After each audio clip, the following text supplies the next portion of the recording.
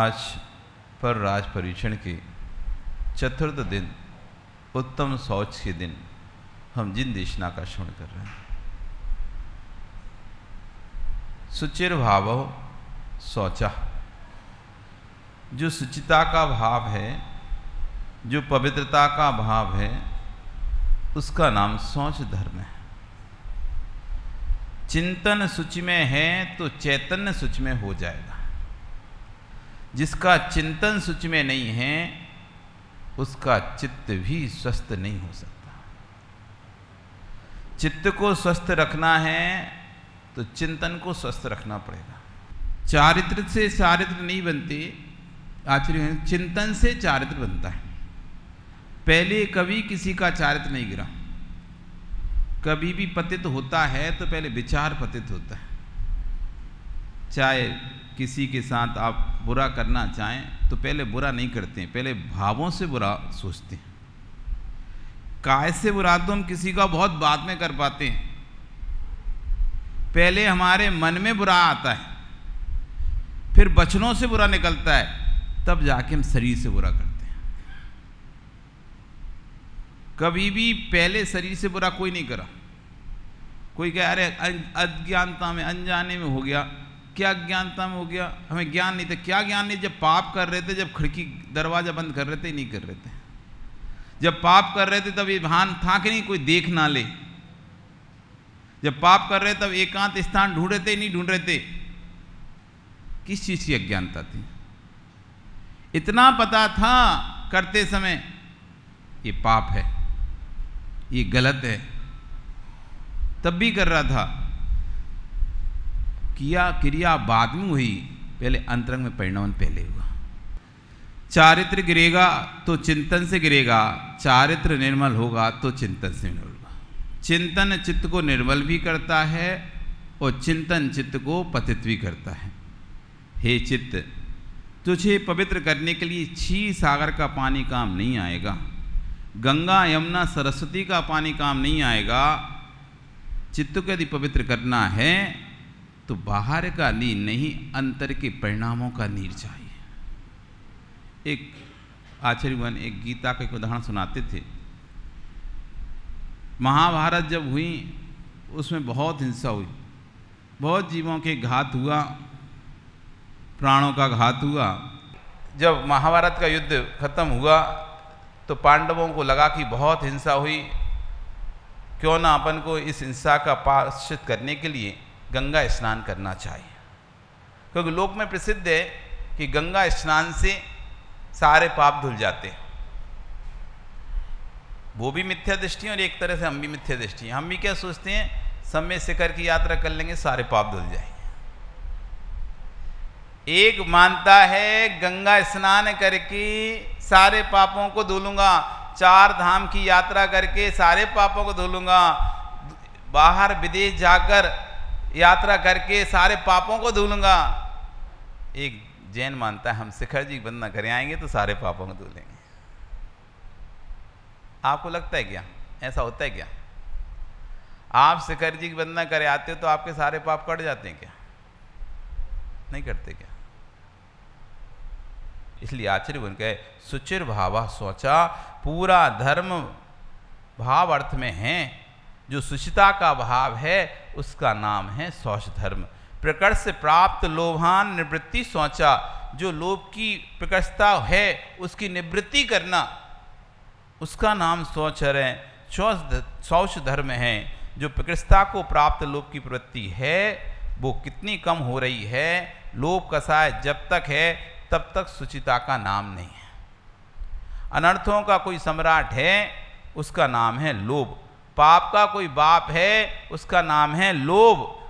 पाप का पिता, पाप का जनक कोई है उसका नाम है लोभ। एक व्यक्ति बनारस से पोथियां पढ़कर आया, सारे प्रकार के जितने ग्रंथ हो सकते सब पढ़कर आया, और जब वापस घर आ रहा तो रास्ते में वो एक नगर में रुका।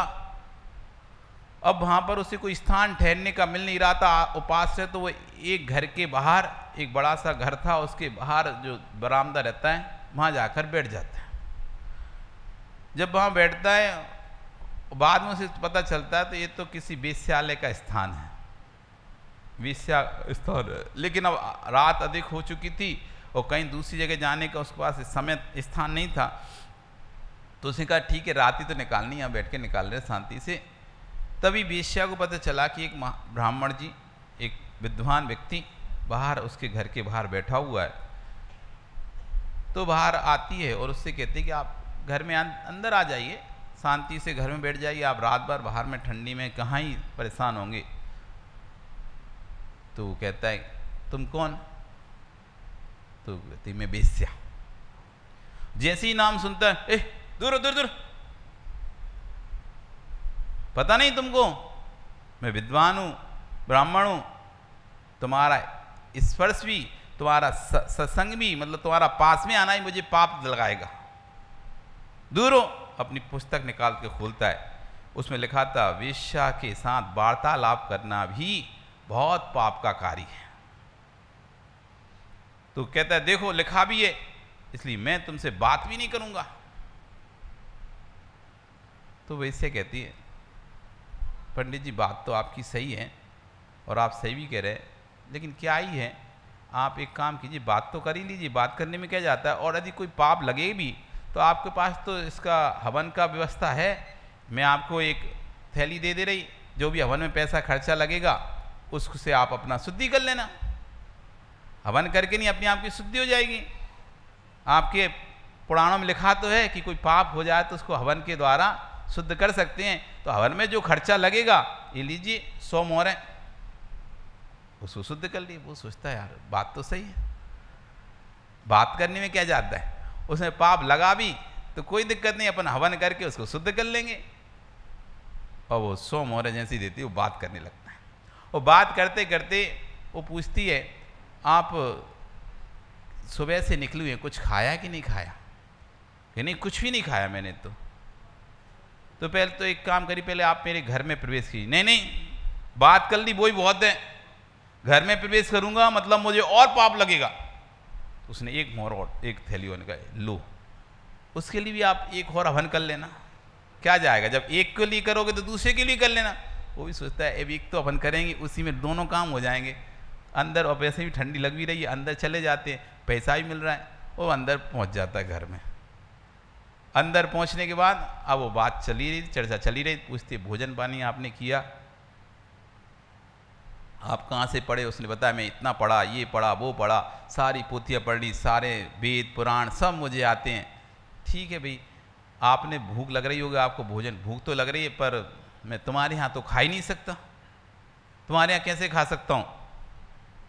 तो उसने कहा एक काम करिए आप अपने हाथ से बना के खा लीजिए। नहीं नहीं नहीं, घर तो तुम्हारा है, बर्तन आदि तो सब तुम्हारे हैं। अरे क्या होगा, लो एक पोटरी और ले लो, बना के खा लो, कम से कम भूखे तो नहीं रहोगे। वो भी सोचता है ठीक है, इसके हाथ का थोड़ी ना खा रहे हैं अपन, बर्तन तो धो लेंगे अपन, और रहा थोड़ा बहुत पाप लगेगा तो ये कर लेंगे, एक हवन और हो जाएगा। क्या राजेश, एक बोली और ले लेंगे, खत्म। अब भैया फिर जैसे उसने बना के तैयार किया और तैयार करके सामने रखा, और खाने वाला था तभी वो कहती रुको,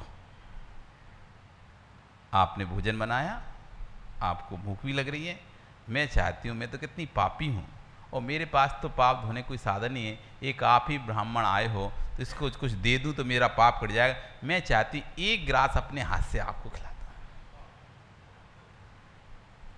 एक ग्रास हो ही नहीं सकता, क्या तुम मुझे ब्रश करना चाहती, पूरा ही ब्रश करना? ये एक थैली और क्या ही जाएगा, किसको पता चल रहा है, वो खा भी लोगे उससे लगेगा भी तो क्या करना है, एक हवन और कर लेना। उसने सोचा कि हाँ ठीक है, क्या इतना हो गया, एक हवन में और हो जाएगा। उसने मुंह खोला, उसने एक और बनाया और उसने मुंह खोला और ऐसे आग बन के मुंह खोल के ही रखा था तो उसने एक और तो छोड़ा, उसने जोर से थप्पड़ जमाया। तुमने सब कुछ तो पढ़ लिया, बस ये नहीं पढ़ पाया कि लोभ पाप का भाव है। तुम जितना गिर रहे हो, जितना आगे बढ़ते जा रहे हो, किसके लिए? वो लोभ में। क्या तो कहीं तो तुम पैर रखना भी पसंद नहीं करना चाह रहे थे, बात करना भी पसंद नहीं चाहते थे, पाप लगेगा। लेकिन जैसे तुम्हारा लोभ बढ़ा, तुम हाथ से खाना भी प्रारंभ कर लिए। तुमने पोथी तो पढ़ी, पन्ने तो पढ़े, लेकिन ये नहीं पढ़ पाए। पाप के विषय में तो पढ़ा, लेकिन ये नहीं पढ़ पाए, पाप का बाप कौन है। ये लोभ पाप का बाप है, लोभ पाप का बाप। यथार्थ बताना। आचार्य पूछ रहे हैं, इतना आरंभ, इतना व्यापार किसके लिए? साथ में कितना लेकर आए थे और साथ में कितना लेकर जाओगे? कितना लेकर आए थे, कितना लेकर जाओगे? धन हो ज्ञानी, कण भर लेकर नहीं आएगा, पर मन भर पाप कमाकर जरूर जाएगा। फुल पैकेज है। आए कुछ नहीं थे लेकर, जैसे कहते हैं महाराज जी हमारे बाप दादा कुछ नहीं आए थे, बस लोटा डोरी लेकर आए थे इधर और यहीं सब बना लिया उन्होंने। राजस्थान से आए थे क्या, कोई ढूंढो के लेके आए थे सामान? यहाँ पे सब लोग राजस्थान से चले क्या व्यापार के लिए? यहाँ आकर दूसरे के यहाँ पहले नौकरी की, धीरे धीरे नौकरी करते करते पेट्रोल पंप पे नौकरी की, किसी के यहाँ मुनि में की, और धीरे धीरे करके सेठ बन गए। नहीं तो अपने इतिहास उठा के देख लेने आपके दादाओं के। कोई करोड़ों की संपत्ति लेके यहाँ नहीं आए थे। यदि करोड़ों की संपत्ति होती वहीं रहते। अच्छा स्थान था, आर्यखंड बहुत धर्मात्मा धर्म स्थान था और बहुत बढ़िया थे। किसी के कोई करोड़पति यहाँ के पैदा नहीं हुए। वे सब आए थे डोरी लोटा लेके, अपना छन्ना, अपना नाश्ता कलेबा, कि भैया चलो उधर व्यापार करेंगे और व्यापार करके पैसा कमाएंगे, बस इस उद्देश्य से आए थे। क्योंकि धर्म के उद्देश्य से आते, धर्म तो वहीं था, हाँ तो धर्म ही नहीं था। ये तो आज समय व्यतीत हो गया और इतने सारे मंदिर आपको जगह जगह दिखाई दे रहे हैं। आसाम में जैन मंदिर, ये तो पहले मंदिर कुछ नहीं थे यहाँ पे। ये तो अभी 20-50 साल में, 50 साल के अंतर में बहुत सारे जगह समाज हो गए और मंदिर हो गए। नहीं तो पहले आकर जो आपके दादा परदादा रुके, बिना मंदिर के स्थानों पर रुके, कोई मंदिर नहीं था। उन्होंने आए, रहे, फिर उनको ज़रूरत लगी कि भैया अपन कैसे बिना मंदिर के खाना खाएं, तो वहाँ तो रोज़ पूजन अभिषेक करते थे, यहाँ तो कुछ नहीं। धीरे धीरे लाके एक छोटी सी प्रतिमा लाके एक घर में रखा, छोटा चैत्यालय बनाया। छोटा चैत्यालय से फिर धीरे धीरे समाज बढ़ती गई, रिश्तेदारों को बुलाते गए, व्यापार बढ़ता गया, तो बड़ा सा मंदिर बन गया। ऐसे करके यहाँ पर मंदिर स्थापित हुए जैन। ये तो क्या ही था, सबके पास आए थे ऐसे ही खाली। क्या लेकर आए हो और क्या लेकर जा रहे हो? तेरे साथ जितने लोग लगे हैं, विश्वास रखना चींटियां जैसे चिपके हैं। क्योंकि चींटियां तभी तक चिपकती हैं जब तक मिठाई होती है, और जब तक मिठाई है वहाँ चींटियां हैं। मैंने चींटियों को मुख मोड़ते हुए भी देखा है। आपने देखा ही नहीं देखा? किसी वस्तु में चींटियां लगी हैं, वे तब तक ही लेंगे जब तक उसमें मिठाई है, और जैसे ही उस फर्श से मिठाई खत्म हो जाती है, चाशनी गिरती है, चींटियां ढेर लगा लेती हैं और धीरे धीरे धीरे कर वो चाशनी को खाती हैं, और जब वो खत्म हो जाती है तो इस स्थान को छोड़कर चींटियां चली जाती हैं। चींटियों को मुख मोड़ते हुए देखा है, आपने भी देखा होगा, हमने भी देखा है। ऐसे ही जब तक पुण्य की मिठाई तुम्हारे पास है तो जगत की चींटियां साथ में हैं। जिस दिन पुण्य की मिठाई खत्म हो जाएगी, नमकीन पर कभी चींटियां नहीं लगती। लगती हैं क्या? तुम खुला रख दो नमकीन, चींटी नहीं लगेगी। लेकिन मीठे को तुम डिब्बा बंद कर भी रख दो ना, तब भी चींटी लग जाती है। मिट्टी में भी डाल दो तो भी चींटी लग जाती हैं। ये पुण्य की मिठाई ऐसी है। ये पुण्य की मिठाई यदि आपके पास है तो आप सब जगह पूजोगे, और नहीं है तो घर में भी गालियां खाओगे। किसी को धन का लोभ है, किसी को मान का लोभ है, किसी को सत्कार का लोभ है, किसी को यश का लोभ है, पर ज्ञानी चाहे श्रवण बन जाओ, चाहे श्रावक बन जाओ, यदि ख्याति पूजा लाभ का लोभ है तो लोभ ही है। चाहे चंदन की लकड़ी में आग लगे, चाहे बबूल की लकड़ी में।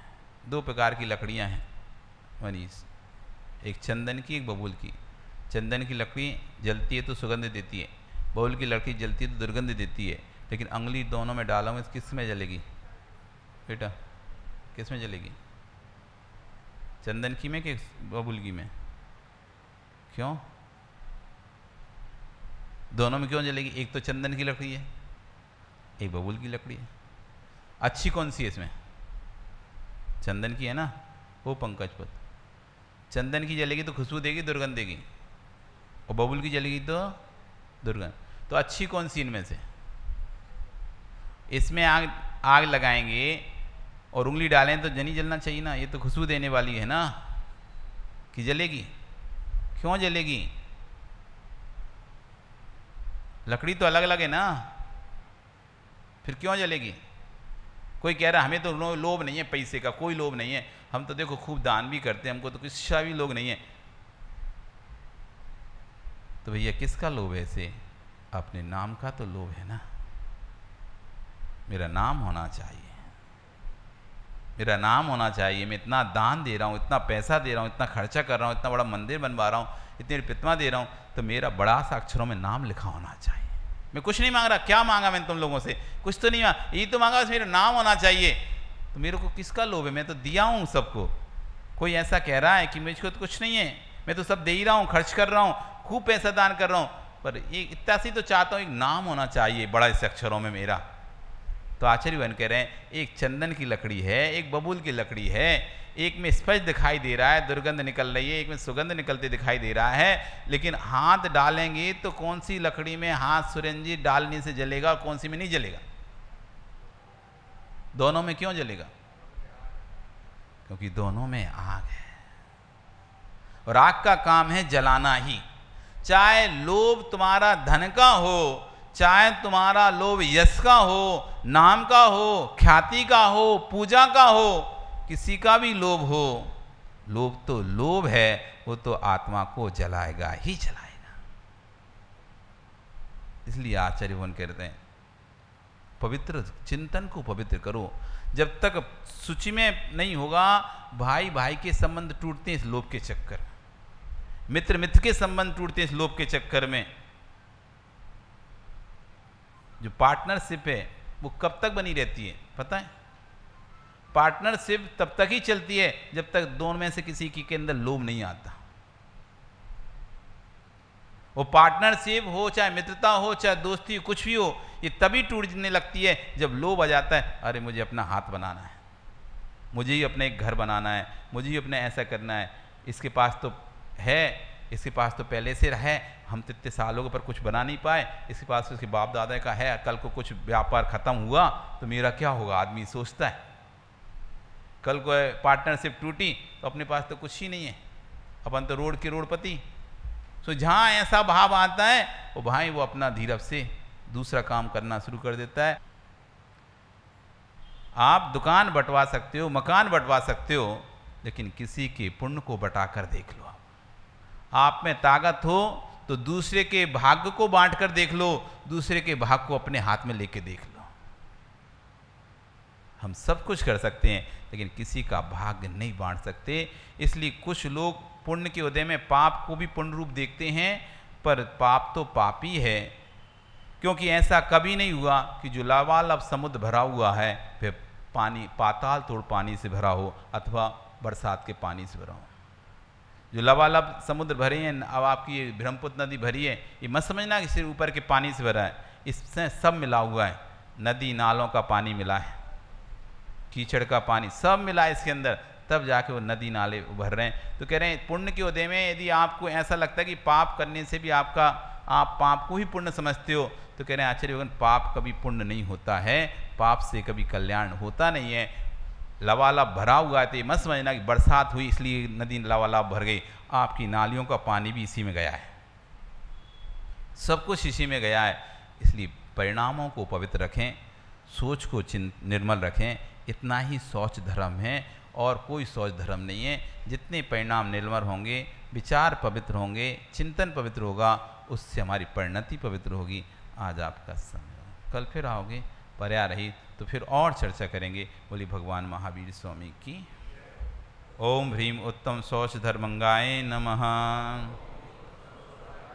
ओम ह्रीम उत्तम शौच धर्मंगाय नमः।